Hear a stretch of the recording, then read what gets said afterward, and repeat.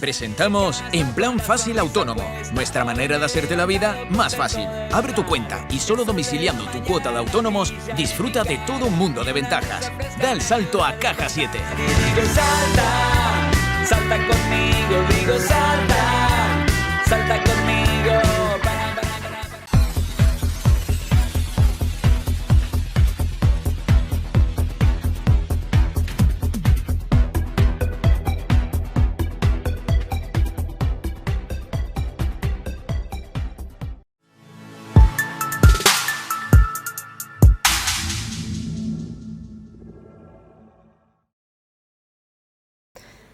Bueno, el contexto de cómo se empezó realmente tiene que ver incluso con la papaya, con las líneas que estábamos haciendo de investigación en papaya, porque teníamos finalmente un proyecto de un grupo operativo supraautonómico y una vez finalizado ese proyecto, el grupo que formaba parte de ese proyecto del grupo operativo quería solicitar un nuevo proyecto, en este caso con la temática de la pitaya.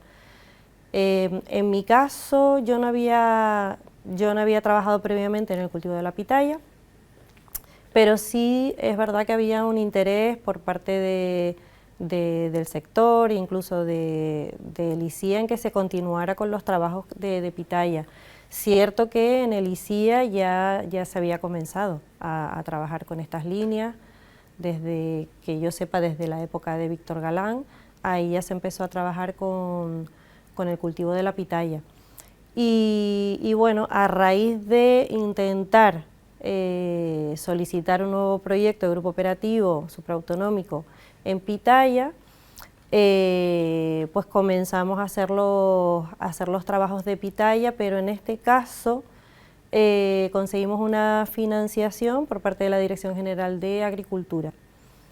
El grupo operativo, lo que se solicitó en aquel año no se concedió, de hecho hemos vuelto a solicitarlo en la convocatoria de este año, pero mientras tanto hemos ido trabajando con financiación, ya te digo, de la Dirección General de Agricultura, sobre todo porque es una línea que abrieron enfocada a la diversificación de cultivos en la aldea. Y dentro de esa línea pues se quiso trabajar con la pitaya y de ahí esa financiación por parte de la Dirección General, tanto en el año 2022 como en este año 2023. Entonces en estos 2 años hemos tenido esa financiación para ir trabajando con distintas cuestiones dentro del cultivo.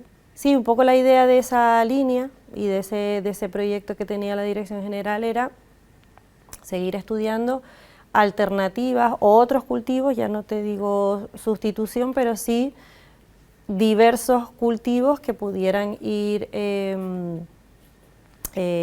copando el área agrícola de la zona de la aldea, ¿no? Entre otros se habló de cultivos tropicales, subtropicales, ellos ya estaban evidentemente cultivando diversos cultivos subtropicales, entre otros la papaya, y bueno, y se quiso pues dar un impulso para que también se hiciera algo con pitaya. Lo que se quería o realmente las líneas que abrimos nosotros para trabajar en pitaya básicamente tenían que ver por un lado con técnicas de cultivo y por otro lado con variedades. Entonces, en la parte de técnicas de cultivo, una de las cuestiones que se quería abordar era efectivamente la demanda hídrica. Es una cactácea y por lo tanto sabemos que tiene una demanda hídrica baja y por lo tanto bastante apropiada para nuestras áreas áridas y con escasez de agua, por tanto, ¿no? Entonces, bueno, parecía un cultivo bastante interesante en ese sentido. Y nosotros, en este caso, en ese aspecto, lo que sí estamos trabajando es, primero, en un cultivo en ecológico, lo que sí estamos trabajando con 2 regímenes de riego, uno más restrictivo que otro, y lo que comprobaremos al final de esta campaña productiva, que se nos está acabando ahora, es si hemos tenido, o si eso ha tenido algún efecto en la productividad, ya sea en el número de frutos, ya sea en el engorde de los frutos, ¿no? en la producción total. Y por otro lado, lo que estamos haciendo en otro de los invernaderos, en este caso lo que se ha puesto es un pequeño cultivo en hidroponía, básicamente para determinar necesidades hídricas y también necesidades nutritivas. Entonces, con esa otra parte, lo que sí queremos determinar es la demanda hídrica que puede tener el cultivo a lo largo del año, evidentemente en función del estado fenológico del cultivo y también de las condiciones climáticas. Y por otro lado también, pues qué demanda nutritiva tiene el cultivo. Nos resulta de una manera más sencilla hacerlo con este sistema en hidroponía, ya lo habíamos hecho con otros cultivos y por eso lo hemos vuelto a hacer con pitaya. En la parte nutritiva, que también era interesante en lo que es el cultivo en ecológico, lo que sí estamos haciendo es, pues bueno, tenemos una serie de pautas a la hora de la nutrición en un cultivo ecológico, con sus enmiendas orgánicas correspondientes y también con test de compost y de vermicompost. Y lo que hacemos es controlar simplemente por lisímetros de succión, cada 15 días pues vamos tomando los lixiviados en los lisímetros de succión y se analizan, en este caso con un fotómetro. Y ahí vemos un poquito cómo va evolucionando la solución del suelo en esas condiciones y eso lo vamos contrastando también con la producción o si en la planta vemos algún tipo de carencia, ¿no? Y así hacemos el seguimiento tanto en un cultivo en suelo ecológico como en un cultivo en hidroponía, que en la hidroponía básicamente lo que te digo, lo que estamos haciendo es ver la demanda nutritiva continua a lo largo de todo el ciclo. La pitaya es verdad que es un cultivo que lleva en Canarias bastante tiempo, lo que pasa que a nivel comercial se metieron unas cuantas empresas a hacerlo de hace un par de décadas, pero no ha sido un cultivo masivamente introducido o adquirido por distintos productores, ¿no? De origen de Centroamérica y es una cactácea que la parte positiva es que tiene una demanda hídrica baja. En sus zonas de origen es polinizado por pequeños murciélagos frugívoros y por algunas mariposas, ¿no? Que tienen una cierta envergadura. El problema es que fuera de sus zonas de origen estos polinizadores no están y por lo tanto esa labor de polinización se tiene que hacer de manera manual. Cierto es también que hay unas cuantas variedades que tienen capacidad para autopolinizarse, todavía aquí no están asentadas y quizás el problema que se está viendo en esas variedades es que se pueden polinizar pero quizás no alcanzan un tamaño comercial. Eso es lo que se está valorando porque parece ser que también en algunas sí se puede alcanzar un tamaño que sea aceptable comercialmente, ¿no? Después ya hay que valorar si la productividad, o sea, el rendimiento es adecuado, ¿no? Entonces, bueno, hasta ahora el hándicap que ha habido en ese cultivo tiene que ver con todo lo que es el trabajo de polinización y con toda la mano de obra que requieren en momentos puntuales tanto para la polinización como para la recolección asociada a esas oleadas de floración, ¿no? Ahí es donde quizás ha estado el mayor problema para su asentamiento y quizás también que al ser un cultivo que ahora mismo aquí en Canarias tiene poca producción, pues claro, el consumidor cuando va a adquirirlo al mercado pues lo ve a un precio elevado. Por lo tanto, ahora mismo la demanda se está creando, o sea, el producto lo ves en los supermercados, eso a su vez va creando una demanda, va teniendo muy buena aceptación, pero a medida que se vaya asentando más en los productores y que vaya habiendo más oferta, los precios quizás se vayan ajustando mejor, ¿no? De manera que sea un cultivo, un producto que si no pueda llegar a ser muy barato, sí bastante asequible para un gran número de clientes, ¿no? La flor de la pitaya, la particularidad que tiene es que abre a partir de 1 hora de la tarde y se cierra, o sea, se mantiene abierto durante la noche y se cierra por la mañana. Entonces, claro, esa es otra dificultad, porque la polinización o la haces a última hora de la tarde o la haces a primera hora de la mañana. Y ahí tienes que ajustar, en función de la superficie que tengas, pues la mano de obra necesaria para polinizar esas flores que se te abren, ¿no? Otra de las cuestiones es que en función de las variedades las tienes que polinizar, esas flores, con polen de otras variedades. Por lo tanto, primero tienes que hacer una labor de recolección de polen y posteriormente una labor de polinización de las flores, con lo que conlleva una coordinación y un ajuste en esas tareas, de manera que te dé tiempo de polinizar las flores que te han abierto ese día y solo hasta una determinada hora de la mañana. Esa es la dificultad que ahora mismo tiene el cultivo y en aquellas variedades mayoritarias que son las que se están cultivando aquí en Canarias. Bueno, aquí en la finca La Estación tenemos unas 18 variedades que se están valorando. Son variedades que han sido aportadas por un productor de Tenerife, por José Rendón, en colaboración con el Cabildo de Tenerife, y nosotros lo que estamos haciendo aquí es valorarlas, es decir, ver su capacidad productiva, sus necesidades de polinización. Evidentemente, tanto el productor como el Cabildo de Tenerife ya habían hecho trabajos previos y de hecho nos dieron una preselección de todo el material que tenían, ¿no? Más o menos podemos decir que hay de distintos tipos, entonces tenemos tanto variedades de pulpa blanca, de pulpa rosada, de pulpa púrpura y de pulpa roja. Y bueno, básicamente estamos un poco viendo cómo se comportan y cogiendo datos de su hábito productivo, de su hábito de floración y del rendimiento en general.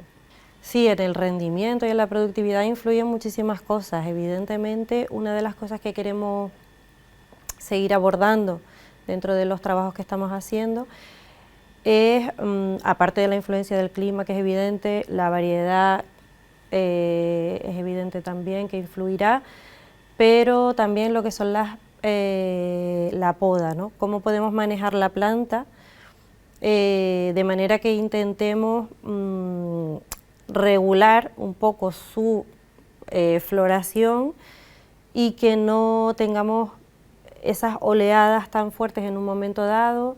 En una semana tenemos una oleada muy potente, a la siguiente semana pues no hay floración, y bueno, queremos intentar a ver si eso lo podemos abordar de alguna manera manejando el cultivo, ¿no?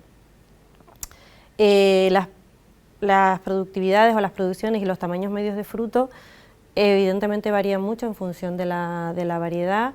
Entonces, como mínimo comercial estamos trabajando quizás con en torno a 300 gramos por fruto, 200 y largo, 300 gramos, y bueno, después ya hay fruto a 500 gramos, es decir, va un poquito dependiendo de la variedad y del momento, ¿no? Y de la carga de fruto que tenga la planta en ese momento.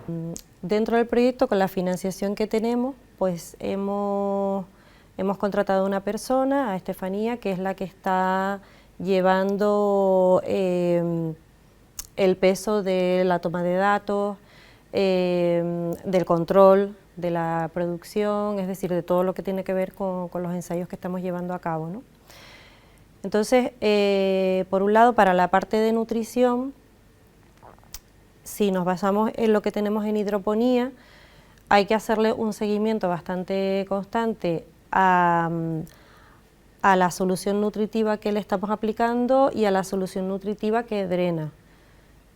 Todo eso en cada uno de los ciclos nosotros estamos haciendo, para calcular este dato del consumo de nutrientes y del consumo de agua, Lo hacemos en un pequeño sistema en recirculación, repetido 3 veces para tenerlo por triplicado.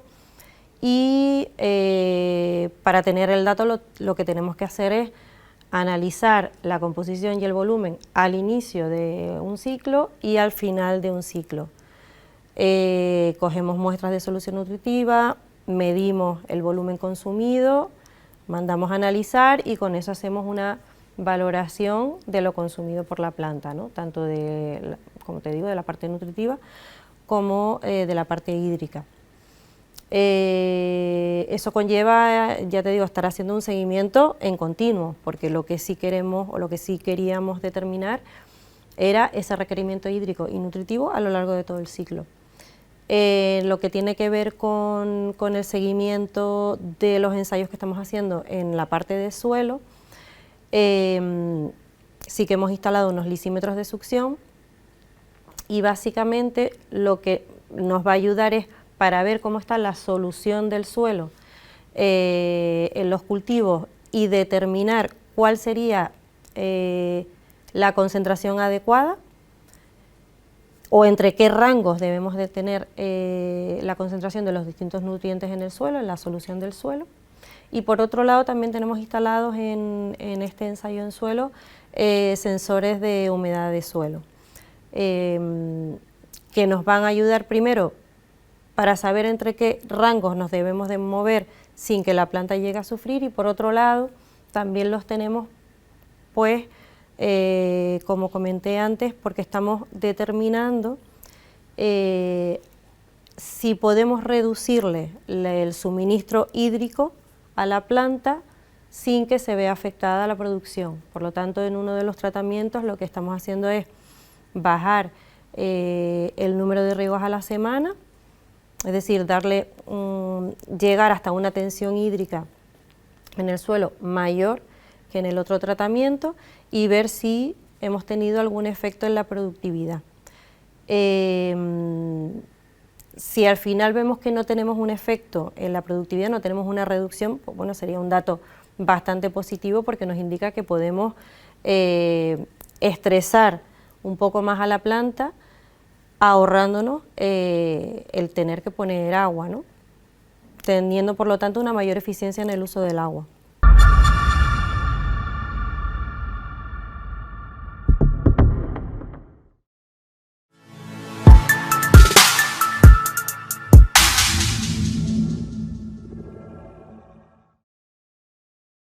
Te presentamos En Plan Fácil, nuestra manera de hacerte la vida más fácil. Abre tu cuenta y disfruta de todo un mundo de ventajas. Da el salto a Caja 7. Despertar y digo salta, salta conmigo, digo salta, salta conmigo.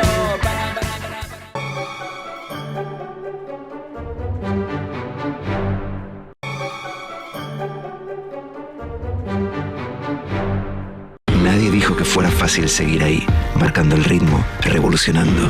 Por eso en Caja 7 tenemos un plan sin comisiones en tu cuenta, tarjetas y transferencias sin coste. Para hacerlo fácil, ya estamos nosotros. Consulta condiciones en caja7.com.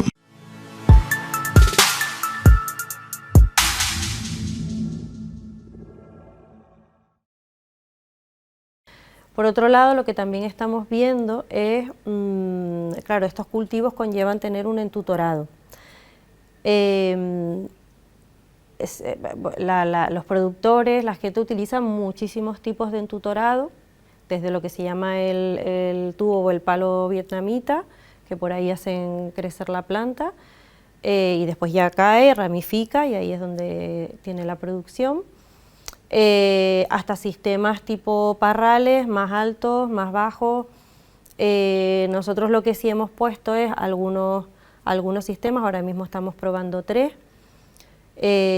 Siempre nos hemos ayudado pues tanto de los productores, del Cabildo de Tenerife, del Cabildo de Gran Canaria, para un poco saber lo que se estaba haciendo y nosotros intentar adaptarlo o poner algo que nos pudiera resultar interesante. Entonces, bueno, ahora mismo estamos probando con un entutorado tipo mayazo, un mayazo doble. Básicamente la planta en la línea crece por ambos lados de la línea y va trepando por ese mallazo. Y también tenemos parral de dos tipos, un parral normal, bajo, a unos 60 aproximadamente, y después un parral doble, en el que hay un primer piso donde la planta cuando crece puede llegar y ahí ramificar y obtener producción en ese primer piso, y un segundo piso a unos 80 o a 2 metros aproximadamente, donde eso también ramifica. Y bueno, y tenemos otra estructura que es más bien una estructura mixta entre un parral y un mallazo, que también estamos valorando. Nosotros, claro, vamos a valorar la parte productiva, pero es verdad que una parte importante a valorar sería la parte económica, porque poner una estructura de este tipo en una planta que tiene mucho peso y cuando está cargada de fruta pesa mucho más, puede ser bastante cara, porque tienes que poner una estructura que sea resistente. Entonces, bueno, esa parte económica hay que valorarla también, y se pueden hacer incluso más variantes sobre esto que nosotros hemos comentado, ¿no? De hecho, los productores tienen sus propias variantes al respecto, ¿no? Sí, nosotros aquí los mayores problemas que hemos tenido es de cochinilla, porque es verdad que cochinilla hemos tenido algo, y trip. El trip además se dio concretamente sobre todo en un invernadero, en el invernadero hidropónico, pero bueno, también hemos visto algo en el invernadero de malla. El invernadero hidropónico, que no lo dije, es un invernadero tipo multitúnel con cubierta de policarbonato, que ahí es donde estamos haciendo los ensayos de hidropónico, y el resto, el ensayo ecológico, lo estamos haciendo en un invernadero tipo malla bajo. Y en ese pues sí hemos tenido algo de trip, mucho menos que en el otro, y algo de cochinilla y algo de pulgón.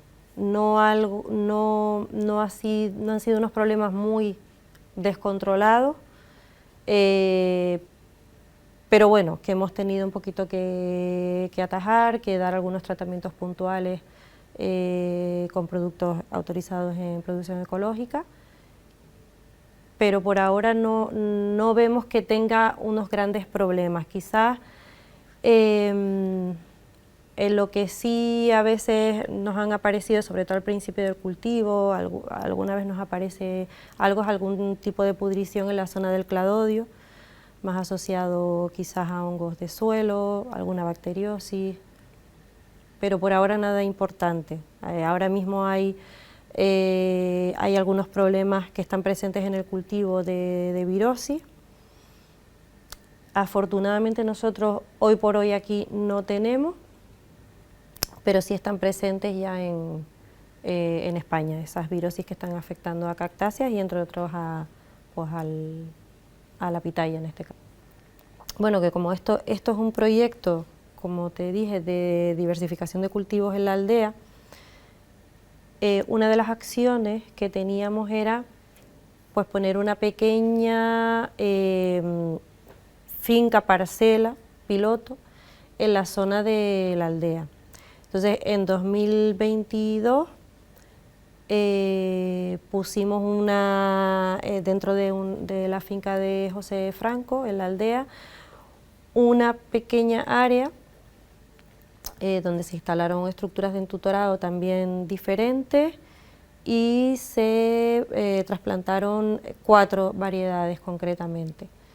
Eso se trasplantó en 2022 y bueno, y el agricultor es el que está haciendo el seguimiento del cultivo y un poco con la idea de que eso pudiera ser como una parcela demostrativa de cultivo de pitaya en la aldea.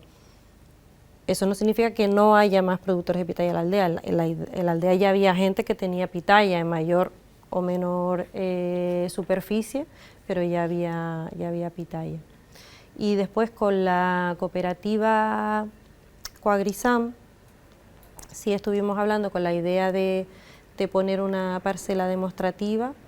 Este año no ha podido ser porque la parcela disponible la estaban dedicando a otras experimentaciones, porque era una parcela propiedad de la propia cooperativa donde ellos hacen sus experiencias.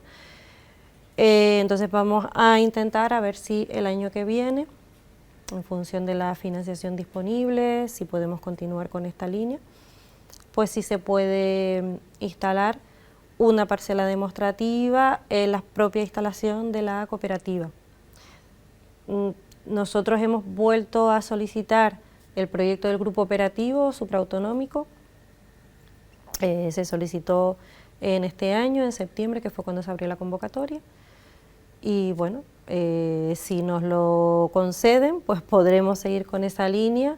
Me imagino que no sabremos nada, pues por lo menos hasta mayo o así del año que viene.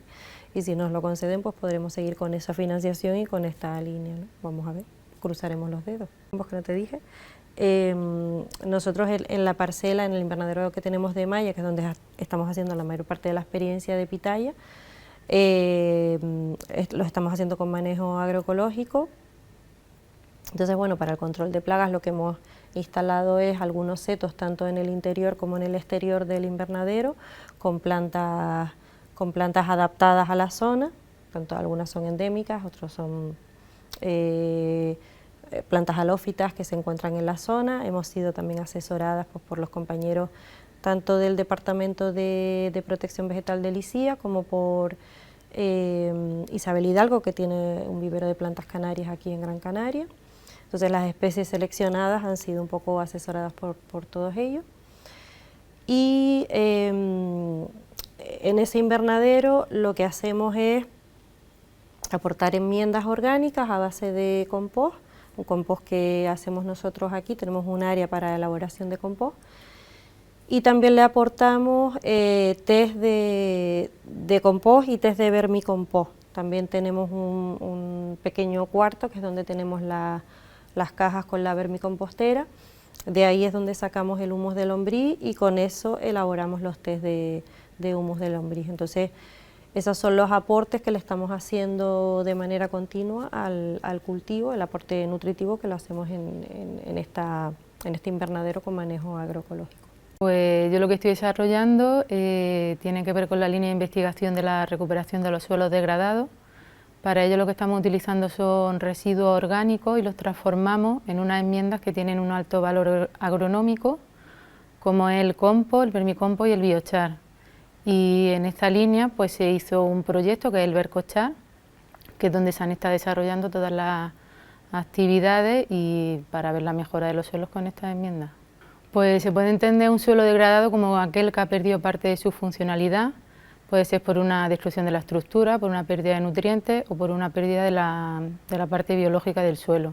Cuando un suelo está degradado, lo que pasa es que el equilibrio que tiene se rompe y entonces pues, la parte biológica es más escasa, los ciclos de nutrientes se dan menos y se necesita más aporte de nutrientes por parte externa.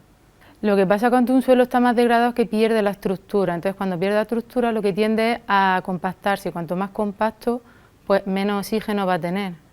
Y entonces pues, también le va a costar más lo que es la filtración del agua, el agua básicamente se va a quedar en superficie, no va a percolar hacia capas más profundas. Pues las enmiendas orgánicas que nosotros hemos estado haciendo son el compost, que es una transformación de la materia orgánica en presencia de oxígeno y gracias a los microorganismos que hay en ello. Luego tenemos el vermicompost, que sería un proceso similar, solo que utilizamos a las lombrices. Las lombrices se comen esos restos orgánicos y al excretarlas también liberan otros tipos de sustancias que hacen una enmienda orgánica, un material orgánico que es muy bueno para la agricultura. Y el biochar consiste en la transformación de los restos orgánicos, pero en condiciones de muy baja concentración de oxígeno. Eso, para conseguir una pirolización, nosotros hemos utilizado 3 tipos de hornos, porque normalmente se hace en un horno. Puede ser un doble bidón, que sería el más sencillo para usar de gente que no tenga mucho conocimiento. Luego también está la olla carbonera, que es la que he utilizado siempre los carboneros. Y por último está el contiqui, que es un cilindro cónico por abajo, que lo bueno que tiene es que se puede transportar fácilmente y también es muy fácil de manejar. Con respecto a las enmiendas orgánicas, el compost y el vermicompost sí están más estudiados y trabajados, pero la parte más innovadora nuestra es la de la producción y el uso de biochar, que si bien es verdad que últimamente está tomando más relevancia, pues se centran más en lo que es el uso del biochar en el suelo, pero no en cómo producirlo ni cómo transmitir esos conocimientos a los agricultores para que ellos puedan hacerlo. El biochar es muy importante, ya que últimamente se está viendo cómo reducir las emisiones de gases de efecto invernadero, y gracias al biochar vamos a producir un secuestro de carbono en el suelo, porque al ser un carbono muy recalcitrante, es decir, está poco disponible, pues los microorganismos no pueden atacarlo fácilmente y puede quedar en el suelo en un orden de decenas a miles de años, lo que tardaría en volver a la atmósfera. Y además el biochar también sirve mucho en estas islas porque tenemos un gran problema con la escasez de agua y actúa a modo de esponja. Es capaz de absorber el agua y absorber nutrientes que luego estarían disponibles para las plantas. Además de servir de habitáculo para el crecimiento de los microorganismos, porque hemos visto en experimentos que hemos hecho en campo que la adición de biochar lo que hace es que promueve la proliferación de hongos, de bacterias en el suelo. Nosotros lo que estamos utilizando son restos orgánicos, principalmente aquellos que tienen un gran problema con la gestión, como son los restos de palmera que están afectados por el fusario y el picudín, que por normativa sanitaria tienen que llevarse directamente a un vertedero, lo que sería una pérdida de la materia orgánica. Entonces nosotros lo que hemos querido es utilizar esos residuos porque al pirolizar con esas temperaturas tan altas, tanto el picudín como el fusarium desaparece y entonces obtiene una enmienda que está libre de patógenos. Pero también hemos hecho biochar pues, con restos de olivo, con restos de poda de manzano, incluso con restos de tifa. Es una NEA y entonces en esos países lo que pasa es que es una planta invasora y está anegando todo el río con el consiguiente problema de asfixia de los peces y de que se está comiendo literalmente el terreno.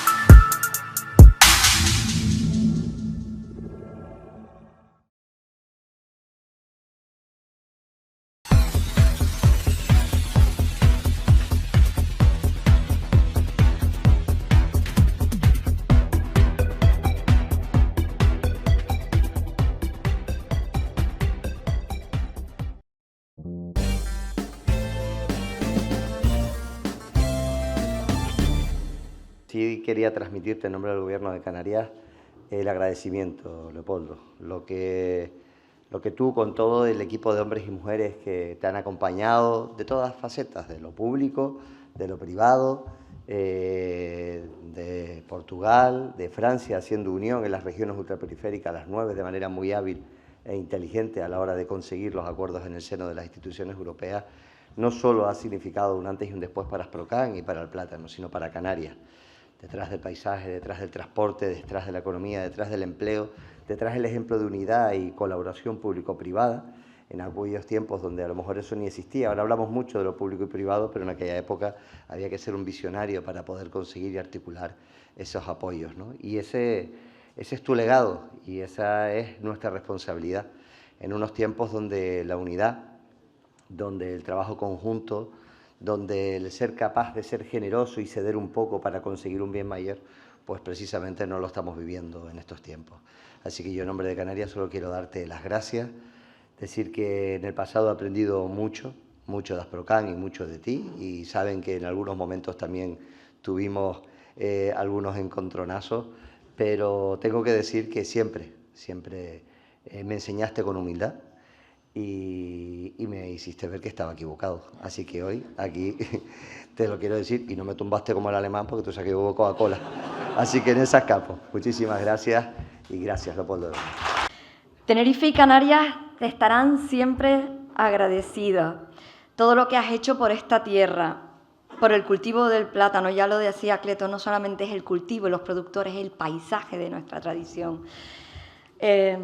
Todos estos esfuerzos, años y negociaciones, más de 30 años, junto a nuestro querido, ya lo decía, Alonso Arroyo, Adán Martín, ha salido también, desafortunadamente lo perdíamos, con esa claridad de ideas, a Jerónimo Saavedra, desde luego a Manuel Hermoso, tantos y tantos presidentes que sin colores políticos debieron estar a tu lado. Pero tú, querido Leopoldo, hiciste un esfuerzo por encima de todo, poniendo dos palabras que hoy se han dicho aquí, se han repetido: pasión y honestidad. Pasión y honestidad.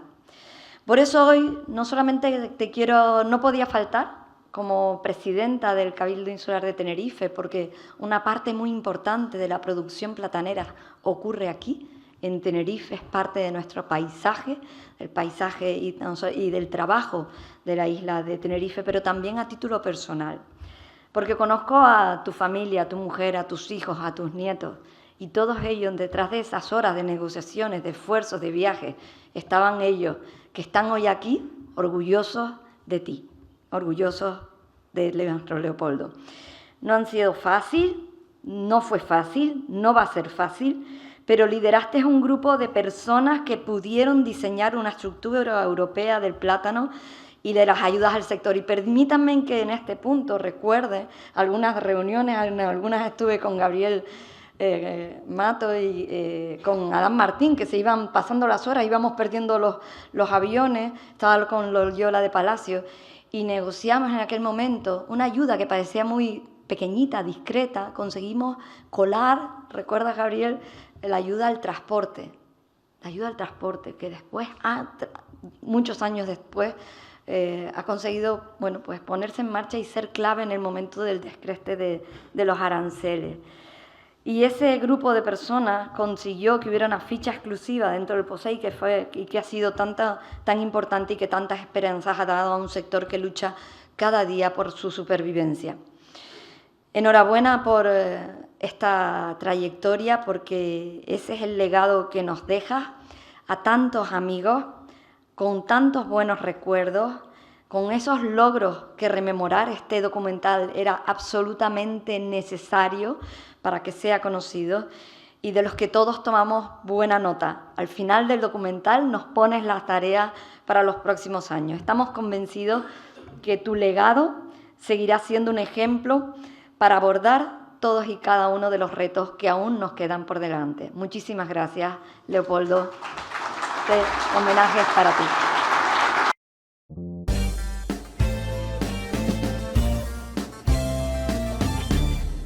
Nadie dijo que fuera fácil poner lo mejor de nuestra tierra en tu mesa. Por eso en Caja 7 tenemos un plan sin comisiones en tu cuenta, tarjetas y transferencias sin coste. Para hacerlo fácil, ya estamos nosotros. Consulta condiciones en cajasiete.com.